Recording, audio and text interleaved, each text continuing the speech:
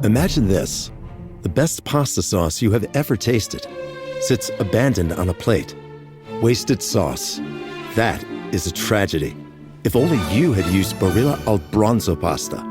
Its bronze-cut texture holds your sauce and scoops up every last drop. The Italians call that scarpetta. Capture sauce the Italian way. Barilla al Bronzo. Click or tap the banner to find out more. Parents of tweens, if you're familiar with far-off drop-offs... Dad, stop, right here. Or get DMs about what's for dinner, you may be experiencing tween milestones. For your son or daughter, these can start at age 9. HPV vaccination, a type of cancer prevention against certain HPV-related cancers, can start then too. For most, HPV clears on its own. But for those who don't clear the virus, it can cause certain cancers later in life. Embrace this phase. Help protect them in the next. Ask their doctor today about HPV vaccination. Brought to you by Merck. Meta AI is the personal AI that's tailored to you, now with its very own app. It's built to get to know you, offering helpful answers and inspiration. Looking for something to add to your bucket list? Meta AI goes beyond traveling the world. It remembers you're a basketball fanatic and suggests you attend one of the playoff games. Just start typing or speaking to get the answers you need, wherever and whenever, because Meta AI is your personal AI. Download the Meta AI app, now available on the Apple App Store and Google Play. EVO. This series contains adult language and depictions of graphic violence. Listener discretion is advised.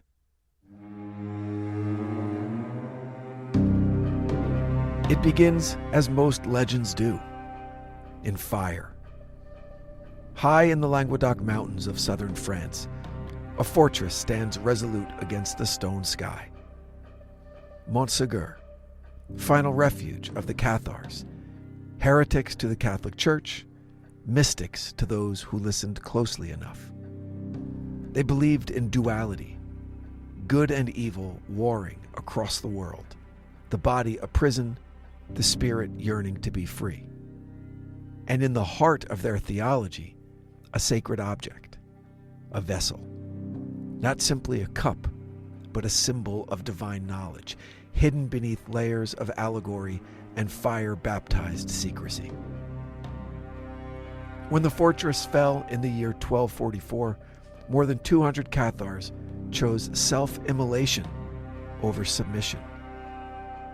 As the fire devoured their flesh, something else vanished with them. Not a thing, but an idea. A fragment of a mystery, whispered only in riddles. The Grail had passed from human sight. But ideas do not die in fire. They go underground. They wait. Centuries passed. The Grail became legend, then metaphor, then romantic symbol. But somewhere in the dark recesses of Europe's spirit, it still lived. And in the cold libraries of Vienna, a young man obsessed with opera and ancient myth devoured tales of Aryan purity, Teutonic valor, and relics of lost empires.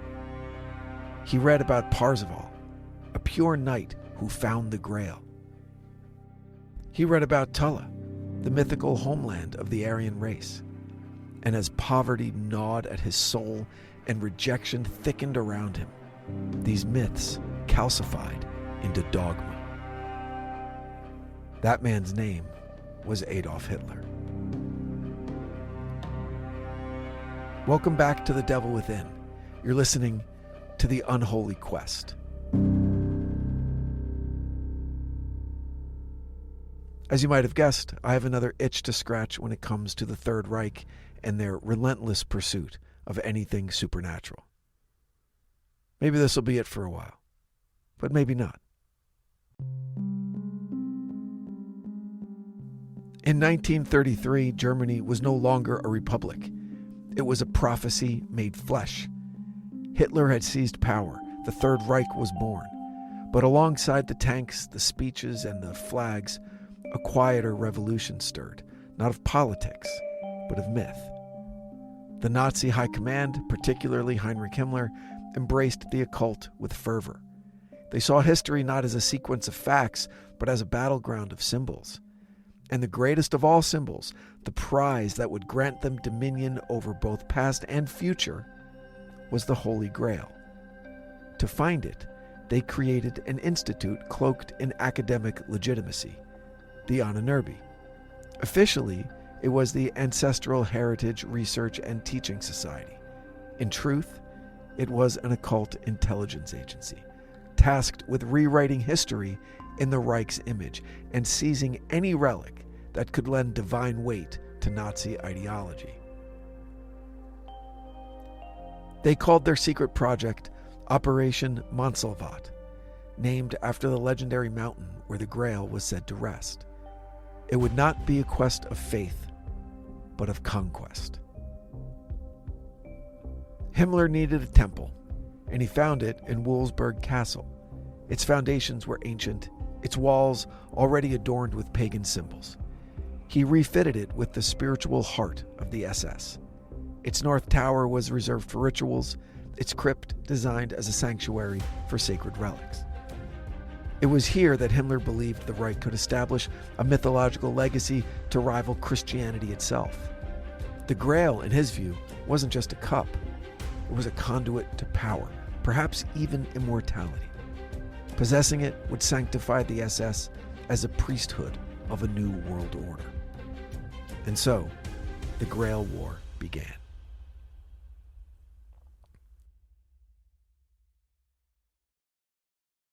The town of Rennes-le-Château had long been the subject of fascination among fringe historians and treasure hunters.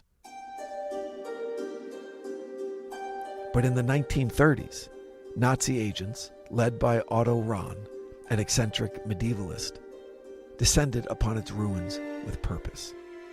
They believed the Cathars had brought the Grail here in their final flight from Montségur, that it had been hidden, perhaps beneath the very altar of the local church. Rahn's reports were part scholarship and part fever dream. He traced Cathar symbols, mapped alignments of stars, and spoke of a bloodline, perhaps even the descendants of Christ himself. Whether he believed in the literal Grail or its metaphor mattered little. In Nazi Germany, myth had already become policy. So the church knew. Deep within the Vatican's restricted archives, guarded by centuries of silence, lay documents the Unholy desperately sought. Early Christian references to Joseph of Arimathea, Eastern legends of the Grail's journey, and medieval warnings not to disturb it. Even the Vatican feared the possibility that the Nazis might find it, for if they did, the Reich's terror would no longer be merely temporal. It would become spiritual, validated not just by weapons and fear, but by myth and miracle. In the final winter before the world descended into total war, a team of SS mountaineers scaled the Austrian Alps in search of a long-abandoned monastery. It was rumored to have once housed a sacred object stolen during the Crusades. A cup made not of gold, but of stone, etched with a bleeding spear. The team never returned. Only one body was recovered, encased in ice, clutching a wooden box with strange markings burned into its lid. But the box was empty. What if the Grail was never meant to be found? What if its very purpose was to remain lost?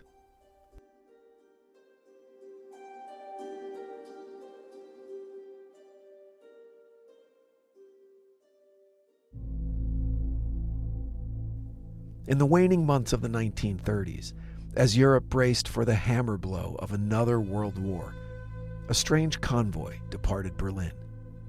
It didn't head west towards France or east toward Poland, but eastward still, beyond Russia, past the Himalayas, and onto the roof of the world. Tibet. The Unholy had shifted its gaze from Christian relics to something older, something colder, something buried not in scripture, but in snow.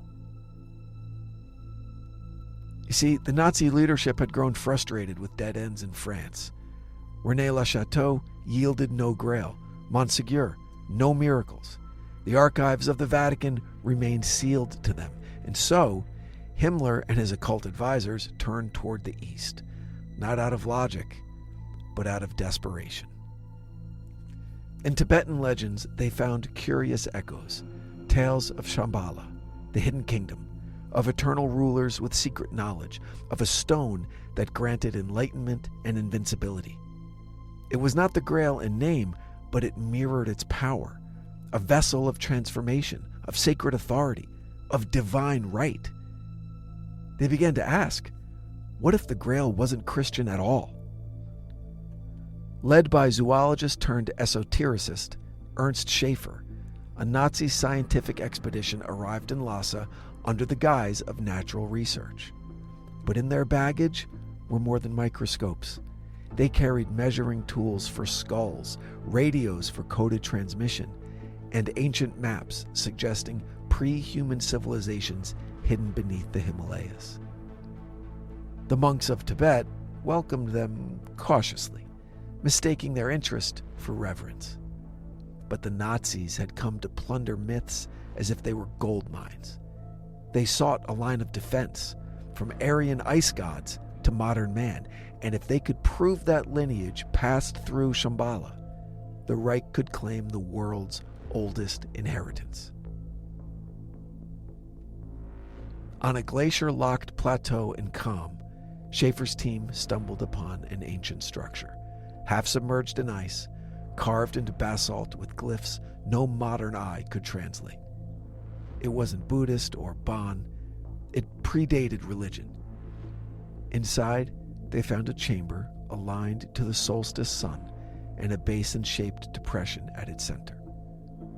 A receptacle, perhaps, or a resting place. They recorded the site and left in silence.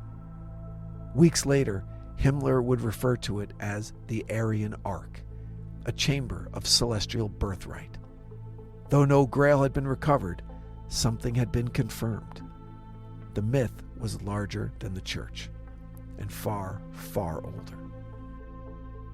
Back in Europe, the Unholy began cross-referencing ancient Tibetan texts with Nordic runes. Parzival, the Grail Knight of Wolfram von Eschenbach's 13th century epic, had journeyed not west, but east. The poem described the Grail castle as not of this earth, with guardians who came down from the sky. Scholars, possessed by the fever of convergence, began to argue that the Grail may have fallen from the sky. A relic, yes, but one of cosmic origin, perhaps even extraterrestrial. The Nazis weren't merely chasing legend, they were constructing theology, a hybrid of myth, nationalism, and pseudoscience so potent that it blurred the line between insanity and design. The Unholy gave the name Swastika Glacier to an isolated region in western Tibet where Schaefer's team conducted final observations. They took hair samples from yaks and from children, they measured the curvature of skulls, and photographed rock formations that vaguely resembled Nordic spirals. Every shape was interpreted, every coincidence weaponized. They didn't find the Grail, but they found belief. And to the Nazis, belief was more useful than proof. The photographs were sent back to Berlin, where Himmler pinned them to the walls of Wewelsburg, confident now that the Grail was not a thing to be uncovered, but a destiny to be claimed.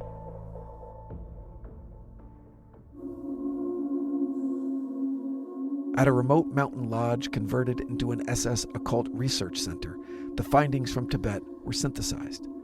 A new narrative emerged. The Aryan race had descended from ancient sky beings.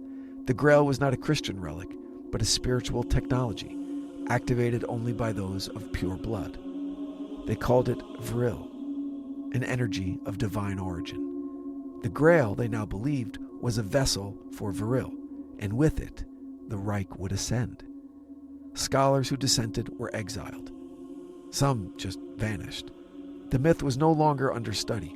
It had become doctrine, and those who challenged it were silenced. British intelligence had intercepted whispers of the expedition, and analysts were baffled. Why were Nazi scientists measuring skulls in monasteries? Why were altars being photographed like military targets? And most urgently, what had they found? It wasn't until a coded communique from an informant in Switzerland mentioned a word, Grail, that alarm bells truly rang. The Nazis weren't looking for gold or oil. They were looking for legitimacy from heaven.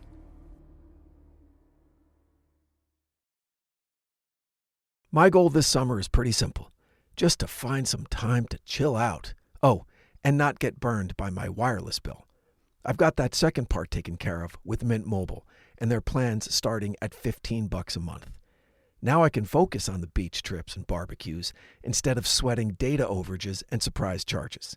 All Mint Mobile plans come with high-speed data, unlimited talk and text, and it's all delivered on the nation's largest 5G network. So ditch your overpriced wireless and get Mint Mobile for $15 a month. And yes, you keep your phone, your number, and all your contacts. I use it, and here's why you should. It's a simple question. Why pay more? I live in Los Angeles and was with a legacy carrier for longer than I care to admit. When I made the switch, I was amazed at not only the lower price, but the better service. There were a handful of spots around the city where I'd always be dropping calls, but not anymore. So for that reason alone, it would be worth it. But I'm also paying about 3 times less. This year, skip breaking a sweat and breaking the bank. Get your summer savings and shop premium wireless plans at mintmobile.com/devilwithin. That's mintmobile.com/devilwithin. Upfront payment of $45 for 3-month 5GB plan required, equivalent to $15 a month. New customer offer for first 3 months only, then full price plan options available. Taxes and fees extra. See Mint Mobile for details. This episode is brought to you by LinkedIn. Psst, healthcare pros, word's out, and it's too good to keep quiet.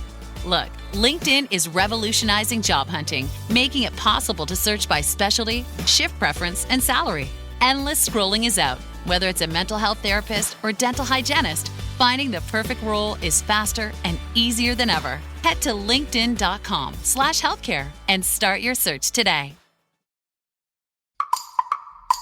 This episode is brought to you by Max. The HBO original comedy special, Gerard Carmichael, Don't Be Gay, is now streaming on Max. Emmy-winning comedian Gerard Carmichael returns to the stage in his boldest special yet, bringing his sharp wit, unfiltered honesty, and the kind of vulnerability that's made his voice truly one of a kind. Don't miss Gerard Carmichael, Don't Be Gay. Now streaming on Max. We off? 30 seconds of carefree bliss. Oof, like wind in your hair carefree. Oh, like using Clorox Disinfecting All-Purpose Cleaner in the home carefree. Yes. Like dog slobbing on the coffee table and cleaning it with Clorox Carefree. He's on a roll now. Spit toothpaste on the faucet. You got it. You got it. Peanut butter on the light switch. Oh, spritz, spritz. Spritz, spritz. Clorox, man. Clean feels good. Okay, we're back. Use as directed. By the autumn of 1939, the myth had become machine. The Grail was no longer the obsession of fringe scholars or occult dreamers. It had entered the bloodstream of the Nazi war effort, fueling an unholy fusion of conquest and belief. As the Wehrmacht thundered across Europe, a second army moved just behind the tanks. An army of curators, looters, archaeologists with swastikas on their armbands and blood on their hands. The Reich's war on the world had become a war on truth. When Hitler's forces marched into Poland, they didn't just take the territory. They took the culture. Within days, Nazi agents descended on museums, libraries, churches. Statues were torn from plinths, altars stripped of their gilding. Manuscripts disappeared. Krakow's famed Jagiellonian Library held one of Europe's richest collections of medieval Grail literature, poems, apocrypha, and early alchemical texts. Within a week, it was gone. No declarations, no receipts, just empty shelves where stories had once lived. And that was only the beginning.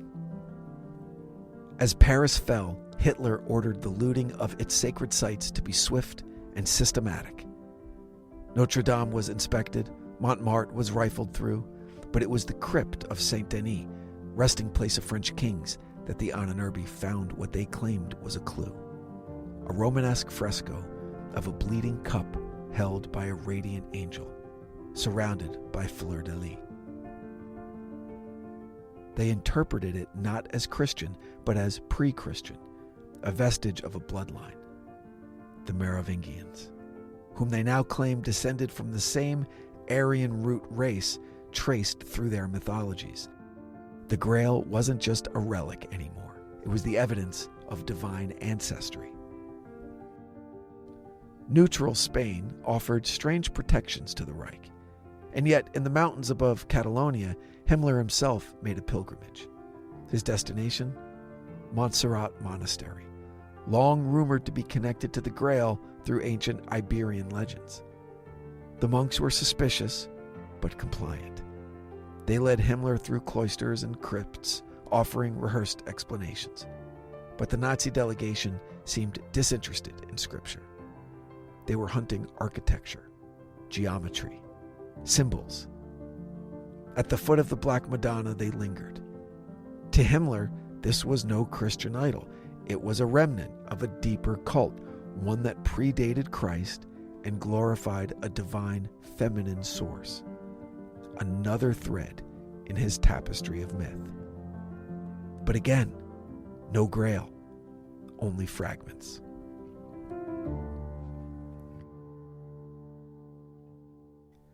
Back in Germany, the stolen relics weren't archived. They were staged. At the Nazi rallies in Nuremberg, the propaganda machine paraded fragments of Aryan antiquity before tens of thousands. A Celtic chalice lifted like a relic, a Nordic spear named Gungnir, supposedly Odin's own, Egyptian scarabs, Sumerian seals, all reinterpreted through the lens of Nazi mythmaking. Each item whispered a falsehood, that the past belonged to the Reich. Wewelsburg Castle became a warehouse of wonder and heresy. Beneath its vaulted ceilings, Himmler curated history like a magician assembling a spellbook. Truth was irrelevant. What mattered was aura. What mattered was power. In occupied France, Nazi agents turned their attention to Chartres. Its labyrinthine floor, carved in medieval geometry, was said to mirror the path to the Grail itself. Its stained glass told stories older than the Gospels. It was a cathedral of symbols. But it was the crypt that caught their interest. Sealed beneath centuries of limestone lay a spring once worshipped by Druids. The Grail legends had always spoken of water, a sacred well or a chalice. The Nazis believed this was one of the hidden fonts, a place where the Grail may have been used or concealed. So they sealed the area, took photographs, collected samples of moss and limestone, and then they left, as silently as they'd come. Now, despite their alliance, Mussolini's Italy remained protective of the Vatican. But the Reich's eyes were ever watching. In the streets of Rome, German operatives paid visits to antique dealers, old libraries, and crumbling Etruscan tombs. They sought inscriptions, portals. They sought keys. They believed that if the Vatican had hidden the Grail, it would be through deliberate misdirection, embedding the truth in forgotten ruins, buried beneath Christian conquest. Their most valued prize? A Roman cup unearthed in a catacomb, once misidentified as a pagan baptismal vessel. To Nazi scholars, it was unmistakable. They called it the Blood Bowl. Whether it was truly ancient or not didn't matter. It served its purpose. It confirmed the myth. British intelligence compiled the movements. They mapped the stolen relics. They tracked every report of ancient sites, quote, inspected by the SS. And then came the realization. The Nazis weren't searching for the Grail. They were preparing for its return. Their quest had shifted from seeking to summoning. They were building a theology, a scaffolding into which the Grail would fit when the Reich declared itself the seat of the next millennium.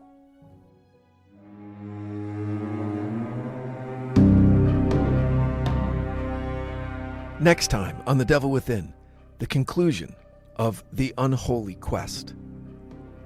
The war reaches its apex. A final campaign is launched. Not in Europe, not in Asia, but in the very heart of darkness, Antarctica.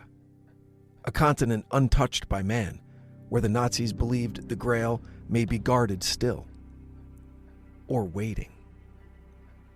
That's Friday on The Devil Within. If this episode has you questioning what's myth and what's memory, let us know. Rate the show, share the story. Email us at info@evocreative.com or message us at The Devil Within Pod on Instagram. The Grail may be closer than we think. Until next time, stay safe out there. The Devil Within is an EVO production, recorded live at Bel Air Studios in Los Angeles, California. For The Devil Within, I'm your host, Brandon Morgan.